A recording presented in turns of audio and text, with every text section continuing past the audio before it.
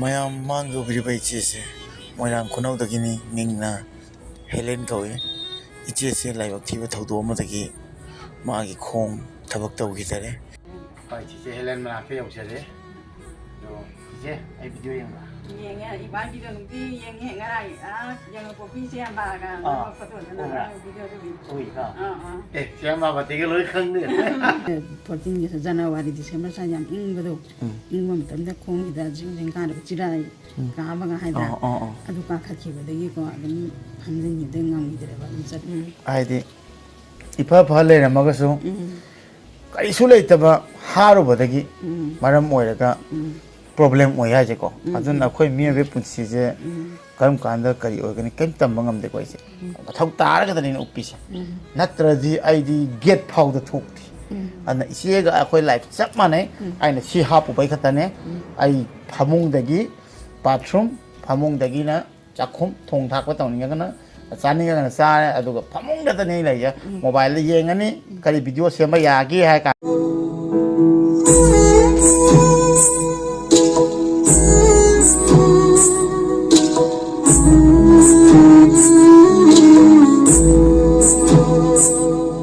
ꯃꯌꯥꯝ ꯄꯨꯇꯤꯟ ꯑꯩꯈꯣꯏ ꯆꯦꯅꯦꯜꯗ ꯇꯔꯥꯝꯅ ꯑꯣꯛꯆꯔꯤ ꯃꯌꯥꯝ ꯉꯁꯤ ꯑꯩꯅ ꯂꯥꯛꯏꯁꯦ ꯃꯣꯏꯔꯥꯡ ꯈꯨꯅꯧꯗꯅꯤ ꯑꯗꯣ ꯑꯩ ꯎꯅꯕ ꯂꯥꯛꯏꯕ ꯃꯤꯁꯛ ꯑꯁꯦ ꯀꯅꯥꯅꯣ ꯑꯩ ꯇꯥꯛꯆꯔꯛꯀꯦ ꯆꯠꯃꯤꯟꯅꯁꯤ ꯌꯥꯝ ꯅꯨꯡꯁꯤꯔꯕ ꯏꯆꯦꯅꯤ ꯃꯥꯁꯨ ꯗꯤꯁꯦꯕꯜ ꯑꯣꯏꯕꯅ ꯃꯔꯝ ꯑꯣꯏꯕꯒꯤ ꯐꯃꯨꯡꯗ ꯂꯦꯡꯕ ꯌꯥꯗꯕ ꯑꯗꯨꯅ ꯑꯩꯁꯨ ꯑꯊꯨꯕꯤꯗ ꯍꯥꯏꯗꯤ ꯑꯉꯝꯕ ꯃꯐꯝꯈꯩꯗ ꯆꯠꯀꯦꯅ ꯈꯜꯂꯒ ꯏꯆꯦꯒꯤ ꯃꯅꯥꯛꯇ ꯂꯥꯛꯄꯅꯦ ꯍꯥꯏꯇꯥꯔꯦ ꯑꯩꯈꯣꯏꯒꯤ ꯗꯥꯏꯃꯟ ꯇꯤꯚꯤꯒꯤꯔꯣꯝꯗꯒꯤ ꯗꯥ ꯖꯦꯝꯁꯀꯤ ꯇꯤꯝꯒꯤꯔꯣꯝꯗꯒꯤꯁꯨ ꯏꯆꯦꯗ ꯍ꯭ꯋꯤꯜ ꯆꯤꯌꯔ ꯄꯤꯕꯤꯔꯦ ꯍꯥꯏꯅ ꯇꯥꯏ ꯌꯥꯝ ꯅꯨꯡꯉꯥꯏ ꯑꯗꯨ ꯇꯥꯕꯗ ꯑꯗꯨꯒ ꯑꯩꯁꯨ ꯊꯦꯡꯅꯗ꯭ꯔꯤ ꯉꯁꯤ ꯃꯌꯥꯝꯒ ꯄꯨꯟꯅ ꯊꯦꯡꯅꯃꯤꯟꯅꯔꯨꯁꯤ ꯑꯗꯨ ꯆꯪꯁꯤ ꯃꯌꯥꯝ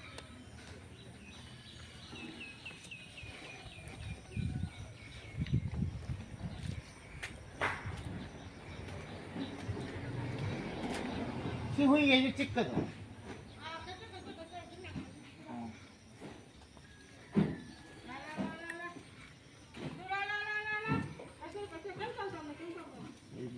그런 거 있죠.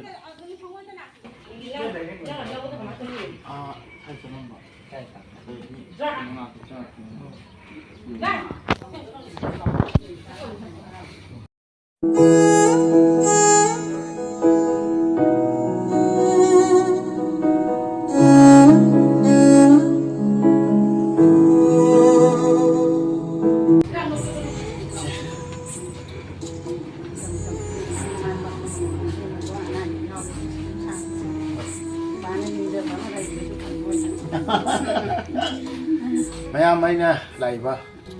ꯆꯤꯆꯦ ꯃꯅꯥꯛꯇ ꯆꯤꯆꯦ ꯃꯤꯡ ꯍꯦꯂꯦꯟ ꯀꯧꯏꯀꯣ ꯍꯣꯏ ꯆꯤꯆꯦ ꯍꯦꯂꯦꯟ ꯃꯅꯥꯛꯇ ꯌꯧꯖꯔꯦ ꯑꯗꯣ ꯆꯤꯆꯦ ꯑꯩ ꯚꯤꯗꯤꯑꯣ ꯌꯦꯡꯕ꯭ꯔꯥ yang iba video nanti yang ngarai yang kopi siapa kan foto dan video tu. ui ka siapa batik lối khăng nữa ꯑꯩꯅ ꯀꯛꯆꯤꯡꯗ ꯂꯩꯕꯁꯦ ꯁꯤꯅ ꯃꯔꯝ ꯑꯣꯏꯔꯒ ꯍꯟꯗꯛꯁꯦ ꯍꯥꯏꯗꯤ ꯀꯣꯆꯤꯟ ꯀꯌꯥ ꯌꯧꯕꯁꯦ ꯈꯔ ꯍꯥꯏꯇꯥꯔꯦ ꯀꯥꯔꯛꯄ ꯍꯥꯏꯇꯥꯔꯦ ꯑꯗꯨꯗꯤ ꯂꯩꯔꯛꯄꯁꯨ ꯀꯨꯏꯔꯦꯗꯣ ꯀꯛꯆꯤꯡꯗꯒꯤꯅ ꯂꯣꯏ ꯍꯥꯏꯒꯠꯂꯛꯄꯗꯗꯤ ꯒꯥꯔꯤ ꯊꯥꯎ ꯍꯥꯜꯂꯛꯄ ꯈꯣꯠꯂꯛꯄ ꯑꯗꯨꯝ ꯑꯩꯉꯣꯟꯗ ꯈꯤꯇꯪ ꯁꯦꯟ ꯈꯨꯌꯧꯅꯕ ꯑꯣꯏꯔꯛꯄ ꯑꯗꯩꯗꯤ ꯌꯨꯝꯗꯒꯤꯁꯨ ꯍꯟꯗꯛꯁꯦ ꯃꯃꯥꯅ ꯃꯆꯥꯗꯣ ꯈꯔ ꯁꯣꯛꯄꯒꯤ ꯀꯧꯔꯛꯄ ꯏꯅꯥꯎꯅꯤꯄꯥꯁꯨ ꯌꯨꯝꯗ ꯂꯩꯕꯀꯣ ꯏꯅꯥꯎꯅꯤꯄꯥ ꯑꯗꯨꯅ ꯅꯣꯡ ꯅꯤꯅꯤꯁꯤꯒ ꯍꯜꯂꯅꯤꯕꯀꯣ ꯍꯟꯗ꯭ꯔꯤꯉꯩꯗ ꯑꯩꯅ ꯑꯉꯝꯕꯀꯣ ꯊꯦꯡꯅꯕ ꯌꯥꯕ ꯊꯦꯡꯅꯍꯧꯔꯒꯦ ꯎꯅꯍꯧꯔꯒꯦ ꯍꯥꯏꯅꯀꯣ ꯁꯤꯁꯦ ꯌꯥꯝ ꯎꯅꯅꯤꯡꯕ ꯑꯩꯅ ꯑꯗꯨꯗꯩꯗꯤ ꯅꯠꯇꯦ ꯑꯝꯇꯪꯒ ꯂꯥꯛꯑꯕ ꯏꯄꯨ ꯑꯃ ꯑꯁꯤꯗꯒꯤ ꯏꯊꯥꯏꯗꯒꯤꯀꯣ ꯏꯄꯨꯗꯣ ꯆꯍꯤ 100 ꯁꯨꯗꯣꯔꯦꯕ ꯃꯁꯨꯒ ꯚꯤꯗꯤꯑꯣ ꯍꯥꯞꯀꯠꯂꯦ ꯌꯥꯝ ꯅꯨꯡꯁꯤꯕ ꯏꯄꯨꯗꯣ ꯑꯝꯇꯪ ꯎꯅꯒꯦ ꯍꯥꯏꯅ ꯈꯜꯂꯒ ꯎꯅꯔꯒꯗꯤ ꯑꯗꯨꯝ ꯃꯣꯏꯔꯥꯡ ꯈꯨꯅꯧꯁꯨ ꯅꯛꯑꯦꯗꯅ ꯑꯩ ꯁꯨꯃꯥꯏꯅ ꯍꯥꯏꯔ ꯂꯥꯛꯑꯒꯦ ꯀꯛꯆꯤꯡꯂꯣꯝꯗꯩ ꯁꯦꯛꯃꯥꯏꯖꯤꯡꯂꯣꯝꯗꯩ ꯐꯥꯎꯔꯛꯄꯅꯦꯕ ꯂꯝꯕꯤꯕꯨꯗꯤ ꯐꯠꯇꯦ ꯍꯥꯏꯔꯤꯉꯩꯗꯨꯒ ꯑꯩꯈꯣꯏꯅꯤꯅ ꯏꯆꯦ ꯃꯅꯥꯛꯇꯁꯨ ꯌꯧꯁꯤꯜꯂꯛꯑꯝꯃꯒꯦ ꯍꯥꯏꯅ ꯌꯧꯁꯤꯜꯂꯛꯄ ꯀꯩꯅꯣꯒꯤ ꯀꯣꯔꯁꯕꯥꯏꯒꯤ ꯏꯆꯦ ꯕꯤꯅꯣꯗꯤꯅꯤꯒ ꯅꯝꯕ ꯐꯣꯇꯣ ꯀꯩꯅꯣ ꯚꯤꯗꯤꯑꯣ ꯑꯃ ꯊꯥꯒꯠꯄꯗꯣ ꯁ꯭ꯇꯦꯇꯁꯇ ꯎꯏꯌꯦ ꯑꯗꯨꯅ ꯎꯕ꯭ꯔꯥ ꯑꯗꯨꯅꯦ ꯑꯗꯨꯁꯨ ꯑꯃꯨꯛꯇꯪꯗ ꯀꯥꯏ ꯌꯧꯏ ꯈꯪꯕ꯭ꯔꯥ ꯌꯥꯏꯉꯪꯄꯣꯛꯄꯤ ꯆꯠꯂꯦꯗꯅ ꯌꯥꯏꯉꯪꯄꯣꯛꯄꯤꯗꯒꯤ ꯆꯨꯝꯅ ꯂꯥꯛꯑ ꯀ꯭ꯋꯥꯁꯤꯐꯥꯏ ꯀ꯭ꯋꯥꯁꯤꯐꯥꯏꯗꯒꯤ ꯈꯨꯏꯖꯃꯥꯟ ꯑꯗꯩ ꯊꯣꯛꯂꯛꯑꯒ ꯅꯨꯡꯗꯥꯡꯗ ꯑꯃꯨꯛ ꯕꯥꯃꯣꯟ ꯂꯩꯀꯥꯏ ꯊꯤꯟꯕꯤꯔꯝꯃꯦ ꯆꯤꯆꯦ ꯔꯣꯃꯥꯁꯤꯅꯤꯕ ꯊꯤꯟꯕꯤꯔꯝꯃꯦꯕ ꯑꯗꯨꯒ ꯑꯃꯨꯛꯀ ꯀꯛꯆꯤꯡ ꯍꯥꯏꯅꯤ ꯅꯨꯃꯤꯠꯇꯨꯗꯤ ꯃꯥ ꯌꯥꯎꯗ꯭ꯔꯦ ꯑꯩꯅ ꯂꯣꯏ ꯊꯧꯕꯅꯤꯅ ꯑꯁ ꯑꯌꯨꯛꯇ ꯑꯩꯅ ꯇꯧꯕ ꯅꯨꯡꯗꯥꯡꯒꯤ ꯄꯨꯡ 11 ꯇꯥ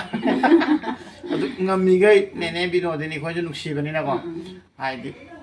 ꯅꯨꯡꯁꯤꯕꯒꯤ ꯎꯅꯅꯤꯡꯉꯤꯅꯦꯕꯀꯣ ꯑꯗꯩꯗꯤ ꯑꯩꯈꯣꯏ ꯏꯆꯦ ꯑꯩꯈꯣꯏꯅ ꯑꯃꯨꯛꯀ ꯍꯥꯏꯗꯤ ꯌꯨꯝꯗꯒꯤ ꯐꯠ ꯆꯠꯊꯣꯛꯄ ꯉꯝꯗꯕꯅꯤꯅ ꯑꯩꯅ ꯐꯠ ꯂꯥꯛꯑꯒ ꯎꯅꯕꯤꯔꯒꯗꯤ ꯍꯥꯏꯅ ꯑꯩꯁꯨ ꯎꯅꯅꯤꯡꯕ ꯌꯥꯝꯅ ꯑꯗꯩꯗꯤ ꯗꯥ ꯖꯦꯝꯁ ꯈꯣꯏ ꯆꯠꯄ ꯅꯨꯃꯤꯠꯇꯣ ꯑꯗꯨꯗꯁꯨ ꯌꯥꯎꯅꯤꯡꯉꯒ ꯑꯩꯅ ꯐꯔꯛ ꯇꯥꯕ ꯌꯥꯎ ꯉꯝꯍꯧꯗꯕꯅꯦꯕ ꯑꯗꯣ ꯑꯩꯅ ꯀꯣꯟꯅ ꯑꯩ ꯑꯗꯨꯝ ꯆꯠꯂꯒꯦꯅ ꯑꯗꯨꯝ ꯌꯨꯝ ꯈꯪꯕ ꯑꯣꯏꯅ ꯏꯆꯦ ꯃꯅꯥꯛꯇ ꯑꯩ ꯑꯗꯨꯝ ꯂꯥꯛꯑꯒꯦꯅ ꯂꯥꯛꯑꯕꯅꯦ ꯀꯔꯤꯝ ꯆꯥꯅꯤꯡꯗꯦ ꯑꯩ ꯂꯥꯛꯑꯒ ꯏꯆꯦ ꯎꯅꯩꯁꯤꯅ ꯍꯦꯟꯅ ꯅꯨꯡꯉꯥꯏ 이마디 뭐 사건이 다가지고. ꯃꯃꯥꯗꯣ ꯃꯈꯨꯠꯇꯣ ꯇꯨꯁꯤꯜꯂꯒ ꯈꯔ ꯐ꯭ꯔꯦꯛꯆꯔ ꯑꯣꯏꯕ ꯗꯥꯛꯇꯔꯅ ꯍꯤꯗꯥꯛ ꯊꯥꯔꯤꯕ ꯍꯤꯗꯥꯛꯇꯨꯅ ꯑꯣꯏꯁꯤꯟꯕ꯭ꯔꯥ ꯌꯦꯡꯁꯦꯅ ꯑꯣꯏꯗ꯭ꯔꯒꯗꯤ ꯁꯔꯖꯔꯤ ꯇꯧ ꯇꯥꯅꯤ ꯍꯥꯏꯕ ꯑꯗꯨꯅ ꯑꯩꯗꯣ ꯂꯥꯛꯑꯣ ꯍꯥꯏꯔꯛꯄ ꯑꯗꯩꯗꯤ ꯀꯨꯏꯁꯨ ꯀꯨꯏꯔꯛꯑꯕꯅꯤꯅꯀꯣ ꯑꯩꯁꯨ ꯁꯦꯟ ꯊꯨꯝ ꯍꯥꯏꯕ ꯂꯩ ꯆꯠꯊꯣꯛ ꯆꯠꯁꯤꯟꯗꯣ ꯅꯨꯡꯇꯤꯒꯤ ꯆꯠꯂꯛꯄꯅꯤꯅꯀꯣ ꯑꯃꯨꯛꯀ ꯇꯞꯅ ꯂꯥꯛꯑꯒꯦꯅ ꯑꯗꯨꯒ ꯎꯅꯕ ꯉꯝꯍꯧꯗꯕ ꯃꯌꯥꯝꯗꯣ ꯃꯊꯪ ꯂꯥꯛꯄꯗ ꯑꯃꯨꯛ ꯎꯅꯔꯅꯤꯅ 아니 염들이 많이 셔가지고 그나 하더니. 다다가 이때 먹을래. ꯑꯗꯨꯏꯁꯨ ꯑꯩꯒ ꯏꯅꯥꯎꯅꯨꯄꯥꯒꯁꯨ ꯂꯩꯍꯟꯅꯤꯡꯕ ꯍꯥꯏꯇꯥꯔꯦ ꯏꯅꯥꯎꯅꯨꯄꯥ ꯂꯩꯔꯒꯅ ꯌꯥꯕ ꯑꯩ ꯅꯠꯇ꯭ꯔꯒ ꯃꯥ ꯑꯃ 그냥 그거 머리보다 레이서. ꯌꯥꯎꯁꯪ ꯃꯃꯥꯡꯗꯤ ꯀꯨꯏꯔꯦ 이제는 비는 관 파는 비는. ꯑꯣ ꯑꯠꯆꯥ ꯑꯠꯆꯥ ꯑꯗꯣ ꯆꯤꯆꯦ ꯅꯪ ꯀꯩꯅꯣ ꯅꯪꯒꯤ ꯄ꯭ꯔꯣꯕ꯭ꯂꯦꯝꯁꯦ ꯑꯗꯨꯝ ꯄꯣꯛꯄꯗꯒꯤ ꯑꯣꯏꯗꯣꯏꯔꯥ ꯅꯠꯇꯦ ꯀꯃꯥꯏꯅ ꯇꯧꯅ 어이기는? 2000 ꯑꯩꯁꯦ ꯀꯩꯅꯣꯗ 2000ꯗꯅꯦ 하ꯕꯅꯦꯕ 하ꯒꯗꯤ ꯑꯩꯈꯣꯏꯒꯤ ꯀꯣꯛ ꯃꯊꯛꯇ ꯆꯤꯡꯒꯥꯎꯒꯨꯝ ꯀꯥꯈꯤ ꯀꯥꯕꯗ ꯏꯁꯥꯁꯦ ꯁꯨꯝ ꯃꯥꯒꯤ ꯀꯩꯅꯣꯁꯦ ꯁꯨꯝ ꯈꯔ ꯁꯨꯝ ꯕꯪ ꯂꯥꯎꯕ ꯍꯥꯏꯇꯥꯔꯦ ꯂꯥꯎꯔꯒꯗꯤ ꯑꯗꯨꯝ ꯈꯔ ꯂꯩꯔ ꯁꯨꯝ ꯆꯠꯄꯁꯤꯗ ꯈꯣꯡꯁꯦ ꯈꯔ ꯅꯨꯡꯉꯥꯏꯔꯛꯇꯕ ꯈ꯭ꯋꯥꯡ ꯅꯥꯕꯒꯨꯝ ꯇꯧꯔꯛꯑꯦꯕ ꯑꯗꯨ ꯑꯣꯏꯔꯁꯨ ꯃꯇꯝꯗꯤ ꯑꯗꯨꯝ ꯄꯥꯡꯒꯜꯁꯦ ꯑꯗꯨꯝ ꯀꯟꯕꯅꯤꯅꯀꯣ ꯑꯗꯨꯝ ꯊꯣꯏꯅ ꯑꯩꯉꯣꯟꯗ ꯑꯋꯥꯕꯗꯤ ꯑꯣꯏꯔꯝꯗꯕ ꯑꯗ 2011ꯁꯤꯗꯅꯦ ꯑꯩꯒꯤ ꯅꯨꯄꯥ ꯑꯃ ꯂꯩꯈꯤꯗꯦꯕ ꯑꯗꯨꯗꯣ ꯂꯩꯇꯕꯒꯤꯗꯨꯗꯒꯤ ꯁꯨꯝ ꯈꯤꯇꯪ ꯅꯨꯡꯉꯥꯏꯈꯤꯗꯕꯗꯨꯗꯒꯤ ꯑꯗꯨꯝ ꯆꯥꯕ ꯊꯛꯄ ꯈꯔ ꯀꯩꯅꯣ ꯇꯧꯕꯗꯒꯤ ꯏꯁꯥꯁꯦ ꯐꯪꯗꯦꯕ ꯁꯣꯝꯗ ꯏꯆꯟꯅꯨꯄꯤ ꯄꯥꯗꯅ ꯍꯣꯁꯄꯤꯇꯥꯜꯗ ꯄꯨꯈꯠꯂꯦ MRI ꯂꯧꯕ ꯌꯦꯡꯁꯦ MRI ꯂꯧꯕꯗꯀꯣ ꯁꯤ ꯁꯥꯒꯠꯇꯤ ꯌꯥꯝꯅ ꯑꯅꯥꯕ ꯂꯩꯌꯦꯅ ꯍꯥꯏꯔꯛꯄ ꯁꯔꯖꯔꯤ ꯇꯧꯗ꯭ꯔꯒꯗꯤ ꯁꯣꯝꯖꯤꯜꯂ ꯑꯗꯨꯝ ꯇꯥꯔ ꯂꯩꯈ꯭ꯔꯅꯤ ꯁꯣꯛꯄ ꯉꯝꯃꯔꯣꯏ ꯍꯥꯏꯗꯤ ꯁꯔꯖꯔꯤꯗꯣ ꯇꯧꯔꯦ 11다 서저리 ತವರಗ ಐಸೆ 12 수선에 폰을 배워라. 내 거랑 나랑 아주 남래네 이렇게 또 아이고 이제 집안은 일 하러가 아이스 집안은 강래 미시나 아이 뭐 건데 생각나 봐나 수러스키데 레코더 담도 조인도 게 아도 이제가 관련 사이가 뭐 그냥 뭐 건데 마나 까쟁이 마나 더 war라게 손들레 마이테 그제 그만이 또 이마서 가자더라 아이는 넘버 1 손들레 마이테 우닝이 하인죠 아들이 손들레 마이테 우닝인데 손들 락다바 아주 아코이기디 카라 또 빼하이따라 가살 실절디 마이테 매암 따이 호자이수 매암 따이 아코이디 양 픽박콘 아사미스키 마락다 따바니 암 응각숭각까니 하이따 까와이나 시대지 콘 마사자 따미나 닝토 고는 것도 줄레이데 닝토우기 마펑 것다니 아코이 14가 디스트리고 아코이 아홉 닝토우나 빠람버기고 아사미스키 mấy cái cam này 아코이 욤짬 따이 욤짬 오케이 인터뷰 비긴 अच्छा अदुदी अदमाइना हाबदगी 나바 그래 아디 2011다고 아이서 서저리 तौरे 서저리 तौ라 12다기 아이세 그래 하고라가 좀 sat방아마메 바부가 토파 ngamaga 13 bako ngamame the 13 gi December the 15 14 gi January December sa yam ingbado ingmam tamda khong ida jing ka ro chirai ka baga haida adu ka khachi badagi ko adum hamjin gi dengam idre ba dum chatpa 지 하는데 반찰람이니 보고 호시티 이제 짝벽 보라 남다브라 ngamdra jite hanele khatpa bo ngamdra 콧 띠아니막 그치 뭐 이제 제 방에 뭐 아름 먹게 손이 되게 땀되고 아시팅 복고 남다브라 ngamne ngamse prating to 팥나오나 와 보고 ngamdra 오케이 오케이 사바 탁버들이 프로블em 뭐야 오이나 넘버 시지냐 오이나 좀 세나라 사비스 본다고가 ꯑꯩꯈꯣꯏ ꯃꯃꯥꯒꯤꯁꯨꯅꯦ ꯍꯥꯏꯗꯤ ꯈꯨꯠꯁꯦ ꯁꯤꯁꯦ ꯌꯥꯝ ꯅꯥꯟꯊꯣꯛꯀꯟꯕ ꯅꯥꯟꯊꯣꯛꯑꯗꯤ ꯂꯥꯎ ꯈꯣꯡ ꯇꯧꯔ ꯀꯞꯄꯤꯕ ꯑꯩ ꯈꯣꯡ ꯐꯔꯤꯉꯩꯗꯩꯅꯤ ꯍꯥꯏꯁꯦ ꯑꯗꯨꯒ ꯄꯥꯄ ꯍꯣꯁꯄꯤꯇꯥꯜꯗ ꯑꯩꯈꯣꯏꯅ ꯊꯥꯡꯉ ꯄꯨꯈꯠꯂꯦꯗꯅ ꯑꯗꯨꯒ ꯋꯥꯟꯊꯍꯜꯂꯦꯗꯅ ꯋꯥꯟꯊꯍꯟꯗꯕꯤꯗ ꯄꯥꯏꯕ ꯌꯥꯗꯦꯀꯣ ꯋꯥꯟꯊꯍꯜꯂꯒ ꯂꯣꯛꯁꯦ ꯍꯥꯞꯆꯤꯟꯕꯤꯈ꯭ꯔꯦꯗꯅ ꯑꯗꯨꯒ ꯌꯦꯞꯄꯒ ꯊꯝꯃꯅꯤꯅ ꯍꯞꯇꯥ ꯑꯃꯅꯤ ꯃꯇꯨꯡꯗ ꯂꯧꯊꯣꯛꯄ ꯌꯥꯔꯛꯑꯅꯤ ꯑꯗꯨꯒ ꯑꯗꯨꯝ ꯌꯥꯏꯑꯕ ꯑꯗꯣ ꯅꯥꯟꯊꯣꯛꯀꯜꯂꯦ ꯍꯥꯏꯅ ꯃꯥꯏ ꯁꯤꯁꯦ ꯑꯩꯈꯣꯏꯒꯤ manungda macha macha doctor na sembi gi badagi makhut se ma gi ju khar chingchille singni na oi ge samai na tawe ma mai ju adamai na ado akoi ni chingtho ga budi ya ba ko dum khar le ge ngak lem ko ma to na samai da ge adum kon se le ba ithan aduna ai di ipa pha le ra ma ga su kai su le ta ba haru badagi maram oiraga problem oy ha je ko aduna akoi mi be punsi je karam kanda kari organi kem tamba ngam de ko ise aduna hingi ngai da phari ngai da nusina ba ko mane nusina bude han man ba mata leiti ngasi ise na nusi bagi ise gi wari ta bada aisu chira lak ningi ne una ningi ne ko adamai na mafam oi chat ningi ko suna ba adu ngamde loinak thungba ngamde hai tare ado ngamdrasu ai khaleja mathang amuk lakpa kanda amuk ise khoi thongna loina una ngamhauda basing do amuk una ba adu aina khwai nungsi badi aina yam thajar do bai tare se khoi na ai video ga yeng biram bas yeng ai pai video tam yeng ai pa na adu khwai nungsi je do ni ai ta pai video ene yeng ai sa 2021 dai pa mani ko lai ko soren na bai kanda mane mane ko san de soren da ne mating ga pang adu de dum yeng ai kui de ne do di ade kano da james na da man video da le ringa dai pa na ka tha lai da na adu lo yeng mane mane da james na aina ahan bu na badai da dana nusi dana nangi wari je nusi phamo haira ga video nambi gi bado adu dagi anamba khangbi gi ba aduga youtube ta ju ai gi subscriber yamak pa mina khangbi ru pa adu de namani ba kai bu chalu kan jo e na han james ki keno da yawu da na tro ai ga hangi ba adu mai na taw tam da james na namba khangan bi gi bani ai da diamond radio ana dile me dana adu matam da ni ai no nei do jina diamond tv o na da lai do adu mai taw na thengna re ngasi ai ju isiu mana da una bula ko jam harau ai ta ai su ngarang han hopsan zalu bani hopsan zale marai lo na mai lo re lo ko do di report to mande ni ta la hai bu mena lo ko twist ta tai ba doctor do twist ta sa ke do ra ising sa ga sa tre jen sing sa ga sao ising sao nong je dum tôi nói chuyện thì xí mà tầm sao ấy em nông ai tết mà mang sẽ hiện năng sinh trào nông ai tết na trào đông phong thì khăng rồi trào đông phong cái miếng khăn bên nông ai tết khăng nó phải số lối nhau bên này là có hai ngang lồng đâu ấy kia ra tại cái điều gì mà lại cái điều chẳng nhẹ chỉ chế rồi mà xin cái vay sản này chỉ chế mà lại mọi chuyện chẳng nhẹ mà nông ra asa đó na ai thì aina paramagadi aina haini ba haiji paramagadi ai yaw gani ba sidri ai di khong ju chot pa yadre ising ji kum yadre nong bhaw chot pa yadre adana kharama mateng si di aina lamba phangde ngamde ai ta aina ngamjari ba aina khara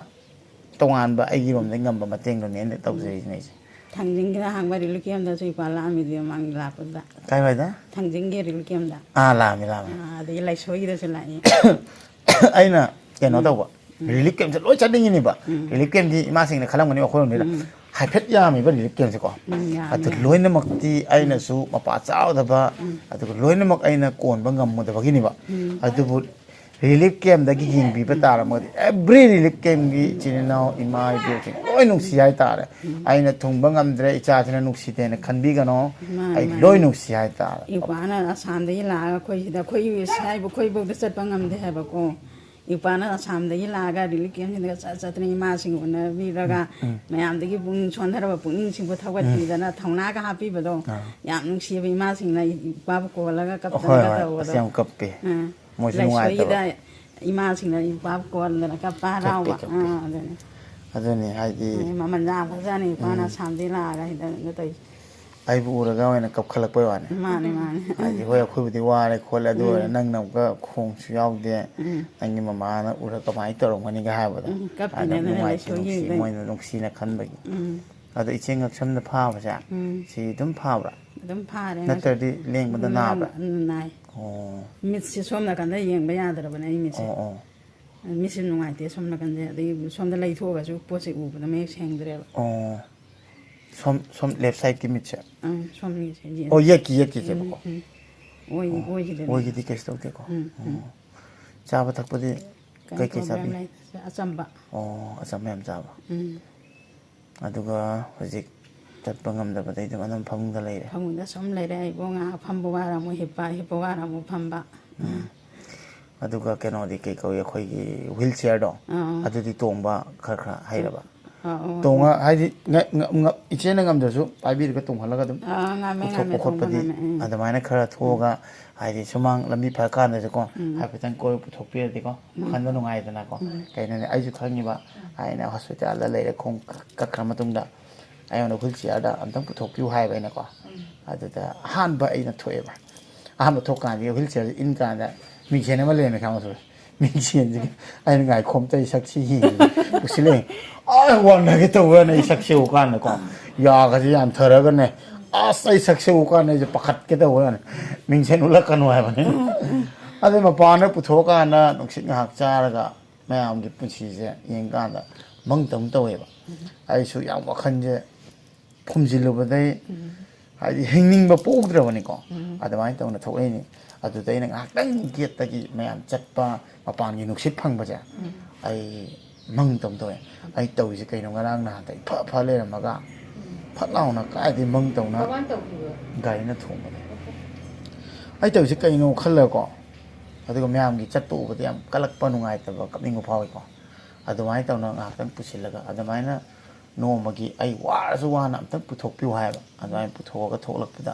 ꯑꯗꯨꯅ ꯏꯆꯦꯅ ꯁꯨꯝ ꯆꯪ ꯂꯩꯕꯅꯤꯅꯀꯣ ꯆꯪꯈ꯭ꯔꯕꯨꯗꯤ ꯇꯟꯕꯅꯦ ꯀꯣ ꯑꯩ ꯈꯪꯉꯦꯕ ꯆꯪꯈ꯭ꯔꯕ ꯇꯜꯂꯦ ꯑꯩꯁꯦ ꯍꯧꯖꯤꯛꯀꯣ ꯏꯆꯦꯅ ꯍꯧꯖꯤꯛ ꯐꯝꯃ ꯂꯩꯔ ꯋꯥꯔꯛꯑꯒ ꯍꯤꯞꯄꯤ ꯍꯥꯏꯗꯅ ꯄꯨꯔꯥ ꯁꯤꯃꯛꯅꯦ ꯑꯩꯅ ꯍꯧꯖꯤꯛ ꯖꯨꯝ ꯆꯠꯂ ꯇꯧꯗꯣꯏꯁꯦ ꯑꯩ ꯈꯣꯡꯁꯦ ꯁꯨꯡ ꯎꯞꯇꯦꯕꯀꯣ ꯈꯣꯡꯁꯦ ꯀꯟꯃꯟꯗꯅ ꯎꯞꯇꯦꯕ ꯑꯗꯨꯒ ꯃꯃꯥꯅ ꯕꯕꯥꯒ ꯑꯁꯤꯐꯥꯎ ꯆꯠꯊꯣꯛꯆꯣ ꯍꯥꯏꯔꯀꯥꯟꯗ ꯑꯩ ꯈꯣꯡ ꯎꯞꯁꯤꯜꯂꯒ ꯒꯥꯔꯤ ꯊꯧꯔ ꯕꯕꯥ ꯄꯨꯒꯅꯤ ꯏꯃꯥ ꯄꯨꯒꯅꯤ ꯈꯪꯗꯦ ꯑꯗꯨ ꯗꯗꯥ ꯑꯩꯈꯣꯏ ꯂꯩꯔꯗꯤ ꯃꯊꯧ ꯇꯥꯗꯦ ꯃꯣꯏ ꯑꯗꯨꯝ ꯊꯧꯔ ꯆꯠꯈꯤ ꯃꯊꯧ ꯇꯥꯔꯒꯗꯅꯤ ꯑꯩꯅ ꯎꯞꯄꯤꯁꯦ ꯅꯠꯇ꯭ꯔꯗꯤ ꯑꯩꯗꯤ ꯒꯦꯠ ꯐꯥꯎꯗ ꯊꯣꯛꯇꯦ ꯑꯗꯨꯅ ꯏꯆꯦꯒ ꯑꯩꯈꯣꯏ ꯂꯥꯏꯐ ꯆꯞ ꯃꯥꯟꯅꯩ ꯑꯩꯅ ꯁꯤ ꯍꯥꯞꯄꯨꯕꯩ ꯈꯛꯇꯅꯦ ꯑꯩ ꯐꯃꯨꯡꯗꯒꯤ ꯕꯥꯊꯔꯨꯝ ꯐꯃꯨꯡꯗꯒꯤꯅ ꯆꯥꯛꯈꯨꯝ ꯊꯣꯡ ꯊꯥꯛꯄ ꯇꯧꯅꯤꯡꯉꯒꯅ ꯆꯥꯅꯤꯡꯉꯒꯅ ꯆꯥꯔꯦ ꯑꯗꯨꯒ ꯐꯃꯨꯡꯗꯇꯅꯤ ꯂꯩꯁꯦ ꯃꯣꯕꯥꯏꯜꯗ ꯌꯦꯡꯉꯅꯤ ꯀꯔꯤ ꯚꯤꯗꯤꯑꯣ ꯁꯦꯝꯕ ꯌꯥꯒꯦ ꯍꯥꯏ ꯀꯥꯟꯗ ꯐꯃꯨꯡꯗ ꯐꯝꯃꯒ ꯚꯤꯗꯤꯑꯣꯁꯦ ꯁꯦꯝꯃꯅꯤ ꯍꯥꯞꯄꯅꯤ ꯑꯩ ꯁꯨꯃꯥꯏꯅ ꯆꯠꯊꯣꯛ ꯈꯣꯠꯇꯣꯛꯄꯩꯁꯤꯗꯤ ꯃꯅꯤꯄꯨꯔꯗ ꯂꯥꯛꯑꯒꯇꯅꯦꯅ ꯃꯐꯝ ꯊꯨꯡꯅꯕ ꯆꯠꯂꯤꯁꯦ ꯑꯗꯣ ꯌꯨꯝꯗ ꯑꯩꯈꯣꯏꯒꯤ ꯁꯔꯀꯥꯔꯅ ꯆꯠꯄꯤꯗꯣ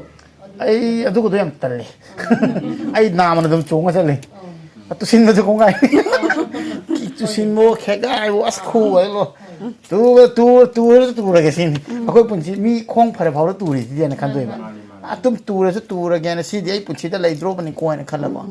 ꯍꯥꯏꯗꯤ ꯑꯁꯤꯗꯅ ꯑꯁꯤ ꯆꯠꯄꯁꯦ ꯑꯩ ꯈꯣꯡ ꯅꯥꯝꯃ ꯆꯣꯡꯕꯗꯨꯅ ꯃꯇꯝꯗ ꯊꯨꯏꯕ ꯁꯤꯒ ꯆꯞ ꯈꯣꯠ ꯌꯥꯝꯅ ꯅꯨꯡꯉꯥꯏꯇꯕꯒ ꯃꯥꯜꯂꯦ ꯃꯤꯅꯒ ꯂꯥꯛꯀꯥꯟꯗ ꯑꯗꯨꯅꯤꯒ ꯆꯞꯄ ꯊꯣꯛꯂꯛꯄꯗꯣ ꯃꯤꯅ ꯅꯠꯇꯕ ꯑꯩ ꯏꯁꯥꯅ ꯅꯨꯡꯉꯥꯏꯖꯗꯦ ꯑꯩꯁꯤꯕꯨ ꯌꯥꯝꯅ ꯂꯣꯏꯔꯦ ꯑꯗꯨꯅ ꯎꯐꯨꯟ ꯀꯥꯈ꯭ꯔꯦ ꯂꯣꯏꯅ ꯋꯤꯜ ꯆꯤꯌꯔꯗꯩ ꯀꯩꯗꯩ ꯑꯗꯨꯅ ꯋꯥꯈꯜꯁꯦ ꯑꯩꯈꯣꯏ ꯃꯣꯕꯥꯏꯜ ꯌꯦꯡꯕꯅꯤ ꯈꯪꯗꯦ ꯏꯁꯩ ꯁꯤꯅꯦꯃꯥ ꯌꯦꯡꯕꯅꯤ ꯈꯪꯗꯦ ꯑꯗꯨꯝ ꯅꯨꯡꯉꯥꯏꯊꯣꯛꯏꯕ ꯑꯗꯨꯅ ꯃꯤꯅ ꯂꯥꯛꯀꯥꯟꯗ ꯑꯩꯅ ꯅꯣꯛꯀꯥꯟꯗ ꯍꯔꯥꯎꯀꯥꯟꯗ ꯏꯃꯥꯅ ꯍꯥꯏꯅꯤ ꯏꯆꯥ ꯅꯨꯄꯥ ꯌꯥꯏꯃꯁꯦ ꯀꯌꯥꯝ ꯅꯨꯡꯉꯥꯏꯊꯣꯛꯄ ꯍꯩꯈ꯭ꯔꯕ ꯌꯦꯡꯉꯣ ꯍꯥꯏꯅ ꯃꯥꯏ ꯊꯣꯛꯄ ꯂꯥꯡꯗꯅ ꯈꯣꯠꯇꯅ ꯑꯩꯅ ꯈꯣꯡ ꯁꯣꯛꯑꯒ ꯅꯧꯅ ꯌꯨꯝꯗ ꯂꯥꯛꯄ ꯃꯇꯝꯁꯦ ꯃꯤꯅ ꯑꯩꯉꯣꯟꯗ ꯍꯪꯕ ꯂꯥꯛꯄꯁꯦ ꯅꯨꯡꯉꯥꯏꯇꯅ ꯂꯥꯛꯇꯣꯏꯅꯦꯕ ꯀꯞꯀꯦ ꯇꯧꯔꯒ ꯑꯗꯨꯒ ꯅꯣꯛꯑꯒ ꯍꯟꯈꯤꯗꯣꯏꯅꯤ ꯑꯗꯨꯅ ꯍꯥꯏꯗꯤ ꯍꯣꯏ ꯑꯩꯁꯨ ꯅꯨꯡꯉꯥꯏꯇꯕ ꯃꯇꯥꯡ ꯌꯥꯝ ꯌꯥꯎꯋꯦꯀꯣ ꯑꯗꯨ ꯃꯇꯥꯡꯗ ꯇꯨꯃꯤꯟꯅ ꯑꯗꯨꯝ ꯏꯁꯥꯅ ꯄꯤꯔꯥꯡ ꯆꯦꯟꯊꯔ ꯀꯞꯊꯣꯛꯑꯒ ꯄꯦꯟꯊꯣꯛꯑꯦ ꯑꯗꯨꯒ ꯌꯥꯔꯦ ꯀꯞꯂꯦ ꯌꯥꯄꯣꯟꯗꯦ ꯑꯗꯨꯃꯥꯏꯅ ꯑꯗꯨꯝ ꯈꯟꯗꯣꯏꯀꯣ ꯅꯨꯡꯉꯥꯏꯇꯕ ꯃꯇꯥꯡꯗꯤ ꯑꯗꯨꯝ ꯌꯥꯎꯔꯛꯇꯣꯏꯅꯤ ꯃꯔꯝꯗꯤ ꯄꯥꯈꯪ ꯅꯍꯥ ꯑꯃꯅꯤ ꯑꯩꯒꯤ ꯏꯃꯥꯟꯅꯕꯁꯤꯡꯅ ꯅꯨꯡꯉꯥꯏꯅ ꯆꯠꯂꯤ ꯃꯣꯏ ꯇꯧꯅ ꯑꯩꯅ ꯉꯝꯃꯛꯇꯕ ꯃꯣꯏꯒ ꯄꯨꯜꯂꯝꯕꯗ ꯉꯝꯃꯛꯇꯕ ꯍꯥꯏꯁꯦꯀꯣ ꯑꯗꯨꯏꯁꯨ ꯄꯦꯟꯊꯣꯛꯄ ꯑꯃꯗꯤ ꯆꯪꯉꯦ ꯑꯩꯈꯣꯏ ꯄꯨꯟꯁꯤꯁꯦ ꯑꯗꯨꯅ ꯏꯃꯥꯅ ꯑꯩꯅ ꯃꯅꯤꯄꯨꯔ ꯆꯠꯀꯥꯟꯗ ꯍꯔꯥꯎꯏꯁꯦ ꯃꯅꯤꯄꯨꯔ ꯆꯠꯈ꯭ꯔꯗꯤ ꯑꯩꯁꯦ ꯁꯪꯗꯦꯕ ꯁꯣꯟꯗ ꯑꯃꯨꯛ ꯆꯠꯂꯤ ꯍꯧꯖꯤꯛ ꯌꯦꯡꯉꯣ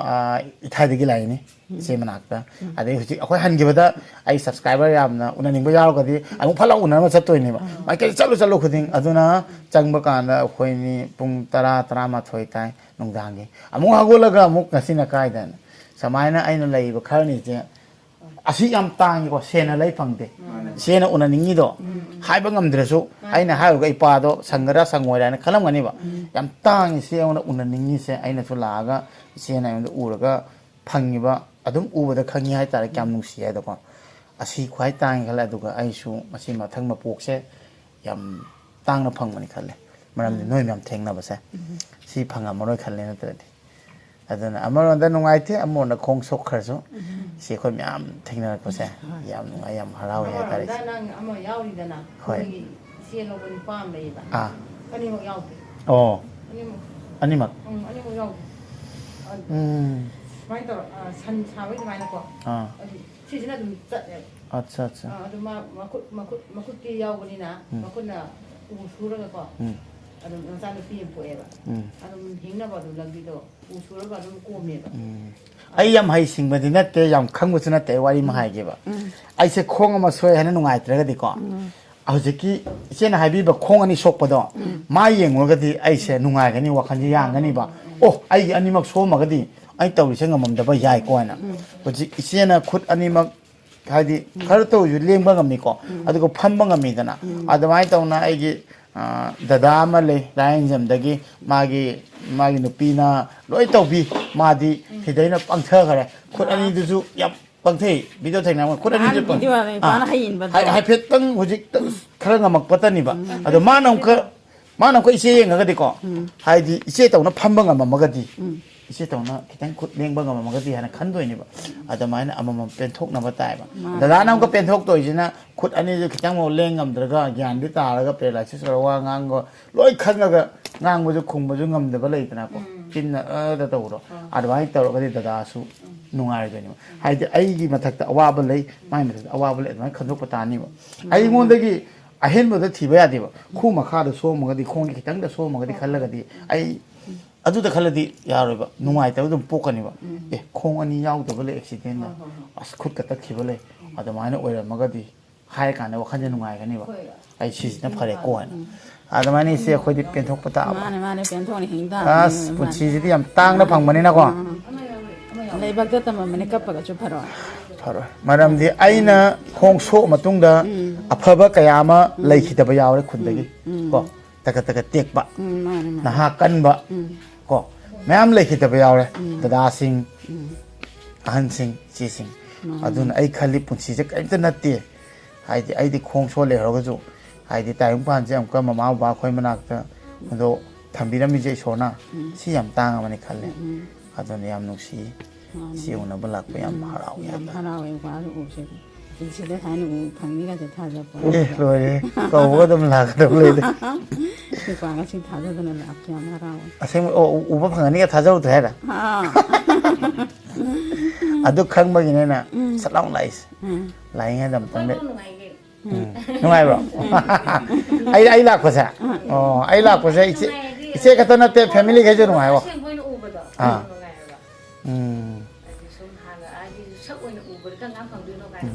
ꯍꯔꯥꯎꯁꯨ ꯍꯔꯥꯎꯋꯦ ꯀꯣꯝꯄ꯭ꯂꯤꯃꯦꯟꯁꯨ ꯐꯪꯉꯦ ꯚꯤꯗꯤꯑꯣ ꯀꯦꯃꯦꯔꯥꯒ ꯑꯁꯦꯡꯕ ꯈꯦꯠꯅꯩꯒ ꯍꯥꯏꯕꯤꯔꯛꯄꯗ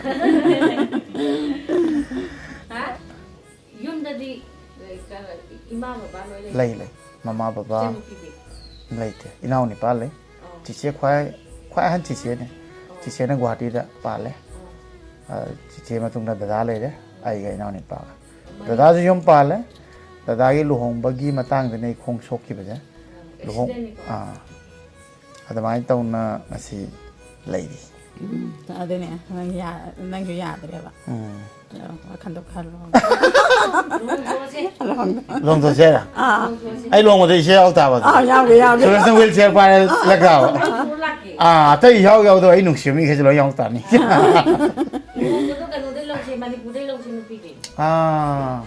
ꯑꯩꯒ ꯆꯠꯃꯤꯟꯅꯔꯤꯕ ꯁꯨꯔꯁꯇ ꯉꯁꯤ ꯁꯦꯝꯕꯤꯕ ꯉꯝꯗ꯭ꯔꯤ ꯀꯩ ꯍꯥꯏꯗꯣꯔꯤ ꯑꯁꯤ ꯋꯥꯍꯩꯁꯦ ꯆꯤꯆꯦꯅ ꯊꯤꯔꯅꯤꯀꯣ ꯆꯤꯆꯦꯅ ꯊꯤꯔꯅꯤꯀꯣ ꯑꯁꯤ ꯋꯥꯍꯩꯁꯦ ꯍꯣꯏꯕ ꯑꯁꯤ ꯋꯥꯍꯩꯁꯦ ꯆꯠꯂꯨ ꯃꯥꯏꯀꯩ ꯈꯨꯗꯤꯡꯗꯀꯣ ꯑꯩ ꯐꯣꯟ ꯅꯝꯕꯔꯁꯦ ꯂꯧꯔꯅꯤꯗꯅ ꯑꯩ ꯊꯤꯔꯛꯑꯒꯦ ꯌꯥꯝ ꯑꯩ ꯊꯤꯔꯛꯑꯒꯦ ꯑꯗꯨ ꯃꯇꯨꯡ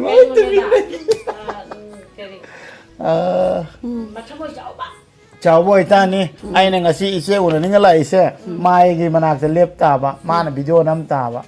ꯑꯩꯅ ꯃꯌꯥꯝꯒꯤ ꯁꯦꯕꯥ ꯇꯧꯅꯤꯡꯉꯤꯗꯣ ꯑꯗꯨ ꯌꯥ ꯇꯥꯕ ꯑꯗꯨꯏ ꯃꯑꯣꯡꯗ ꯑꯣꯏꯇꯥꯕ ꯅꯠꯇ꯭ꯔꯗꯤ ꯑꯩ ꯅꯨꯄꯤ ꯊꯤꯔ ꯑꯩ ꯃꯌꯥꯝ ꯀꯥꯏꯅꯕ ꯉꯝꯃꯣꯏꯕ ꯃꯥꯒ ꯑꯣꯟꯂꯤ ꯃꯥꯏ ꯂꯥꯏꯐꯇꯨꯒ ꯑꯩꯈꯣꯏ ꯇꯣꯉꯥꯟꯅ ꯐꯦꯃꯤꯂꯤ ꯑꯗꯨ ꯋꯥꯈꯜꯗ ꯑꯩꯉꯣꯟꯗ ꯂꯩꯇꯦꯕ ꯑꯗꯨꯅ ꯃꯤꯅ ꯍꯥꯏꯕ ꯋꯥꯅꯤ ꯅꯪ ꯌꯥꯝ ꯈꯜꯂꯤ ꯈꯣꯠꯂꯤ ꯑꯩꯁꯨ ꯈꯟꯕ ꯍꯥꯏꯁꯦ ꯈꯪꯅꯔꯒ मासे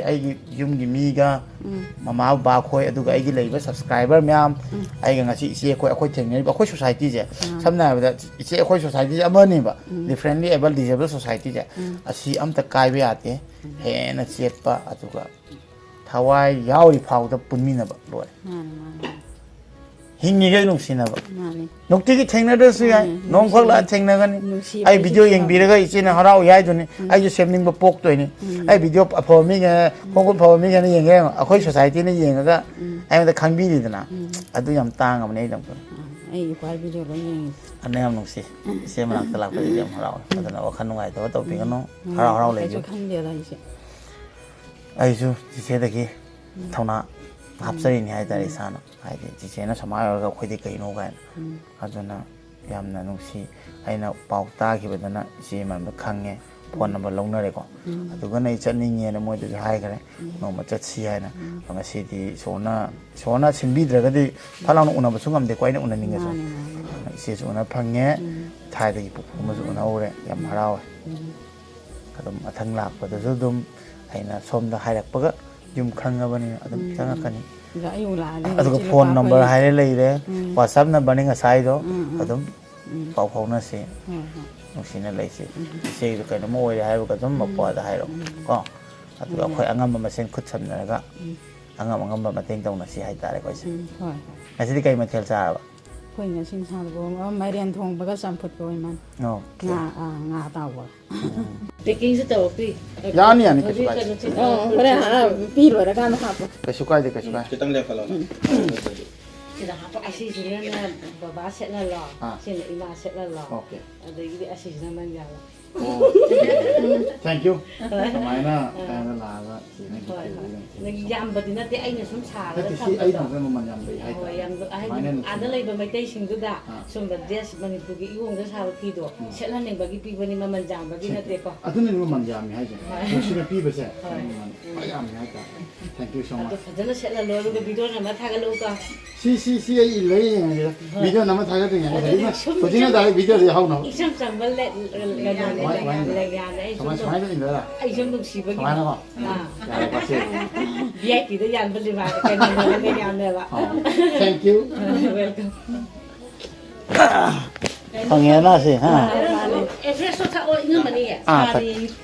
hay mani wala porora dide. Yeah, I see. ये यारे से Mani sila. नदिन दे से याम नुसिबा आइना ngasai हागिबा सेदो asi unare aduga mayam su ubi sin sid leire yam nuai aduga suresh ka khoini hai mai ju the aduga kariba suresh samaja air fresh the air fresh tha ba ya ha Fresh ayo. ha Fresh. air fresh okay air fresh Yeah, fresh. kari brand gi no hai ba Harvey.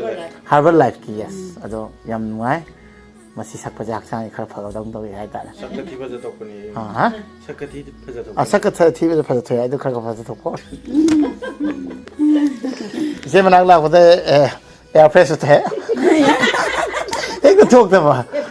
air fresh the ai da air fresh the aduga hai mai ju the yam nuai aduga ngaktang family puno ko wari sanare adu sakmai loi khangnare yam nuai ai tare ko chang chalo mai kai je adum samai nungsina luna tawbirakpa aduga harauna yumgi tawna khallaga nungsiba punmina bas yam nuai ai tare se pala ko sam harawe ena haga krabam ya sam de ye se ise bu si bi ba gene ba ikwan la ise nu si ba se miksi bagini na nani ai ise nu si ba gene ba nungsiba ini aduna khangabani na em khalura no dum lakana dum phawdora dam silam bijat kana ko changa ke changa sak sa si ra mathang la ko changu hai che suras nagi jinda tarak ko hai phiti yam mani ko chang da mani ko adu nang mu ko no hela ma tha ta thanam da mani ko suras se figure ta lai bani ma se ai la ga pura no hela ma thanam da ni Isi na do ko da la o hay jala.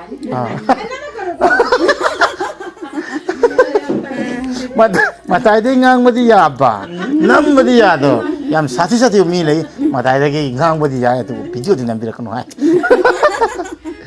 yam no se adu di se anai yo bi no pa so na ye yaw ga nu pa ne ni sa bu ding thong go ro oi hen mai pa pa so ro se ju se de ki na kan hat poi ro de wheelchair ga do ai ti to mong dana kitan thopiu ko ai pa se san pi pu chen sa wa 엄마 방법이라. thank you thank you 아주 이제 목잘래고 bye bye 바바에 소행한 나오더니. 해적도 야니나 야니 세파야 또 투나 파보이 비로고 kan boy biro asang la ko si dene kalam ko 깔람하게. aduga laga chak chamin alo re ko pathani ngana lage ba jem jo khanga bane ko adudi amuk chalaga video hapkala kana dum ying biro ko bunga sejango. bunga bona kana Ako yung pa ko. atumba Ako. Sila ko kagana.